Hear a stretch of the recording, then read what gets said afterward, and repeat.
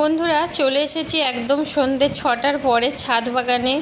তো সাধারণত আমার সেইভাবে বড় ভিডিও তো দেয়াই হয় না, সময় হয় না। যারা সংসারী তারা বুঝবেন।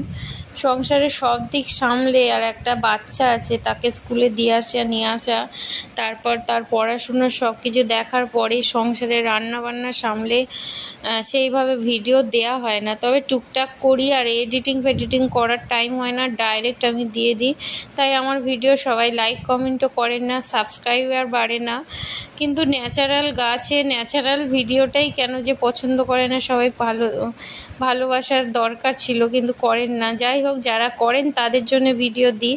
আর আমার না গাছটাকে খুব ভালোবেসে করি, তাই আমি ভিডিওটাও খুব ভালোবেসে আপনাদের সাথে শেয়ার করি। আর বাড়িতে তো কাল জন্মাষ্টমীর পূজার কয়েকজন এসছেন, তো তাদের জন্য একটু সবজি টবজি তুলে নিচ্ছি, একটু পূজার প্রস্তুতিও নেওয়া হচ্ছে। তো কুমড়োটা বেশ বড়, মনে হয় 2.5-3 কিলো ওয়েট হয়েছে, কারণ হাতে নিলে বেশ ভারী লাগছে। আর এদিকে চিচিঙ্গাগুলো প্রায় বেড়ে এসছে। তো এত আনন্দ লাগে যখন নিজের গাছের এইভাবে সবজি তুলে নিয়ে গিয়ে সেটা আবার রান্না করতে পারি। আর আমার শুধু ভালো লাগে না, আমার পুচকেটারও ভীষণ ভালো লাগে। সে তো আজকাল বাগানে চলে আসে সবজি তোলার জন্যে, এখানে এসে খেলার জন্যে খুব আনন্দ পায়। তো শশা তুলতে পারছে না এদিকে, না আমাকেও তুলতে দেবে না, ও নিজেই তুলবে। অনেক টাইম সময় লাগে, শশা তুলতে শুরু করে দেয়। তো এদিকে শশাগুলো বেশ হচ্ছে, আর ওদিকেরগুলো তো চিলেকোঠায় উঠে গেছে, ওখানে ওঠা সম্ভব হয় না, কারণ বৃষ্টি হচ্ছে এই সময়ে।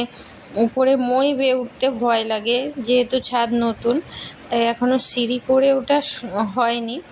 তাই যখনই উঠি কখনো দেখি শশা বড় হয়ে গেছে, পুরুল পেকে গেছে, তারপর লাউ হয়, লাউ পেকে গেছে, এরকম 4-5 দিন বা সপ্তাহে একবার উপরে উঠি।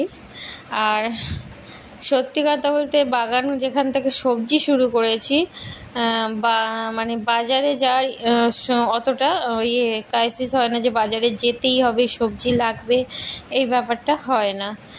তো এখনও অনেকগুলো শশা আছে, দেখুন 1-2 দিন পরে আবার এগুলো তুলবো। 5টা তুলে নিয়ে যাচ্ছি, আর একটু আগে 2টো তুলে নিয়ে যাওয়া হয়ে গেছে, সেটা আপনাদের সাথে শেয়ার করা হয়নি, সবটা শেয়ার করা সম্ভব হয় না। আর এই যে ঢ্যাঁড়সও 2 দিন করে তুলে রাখলে 4-5টা করে ঢ্যাঁড়স হয়। তো শসাগুলো একদম কচি কচি, খেতেও খুব ভালো টেস্টি, একদম ছোট্ট শসা। যাদের গাছ আছে তারা বুঝবেন। আজকের মতো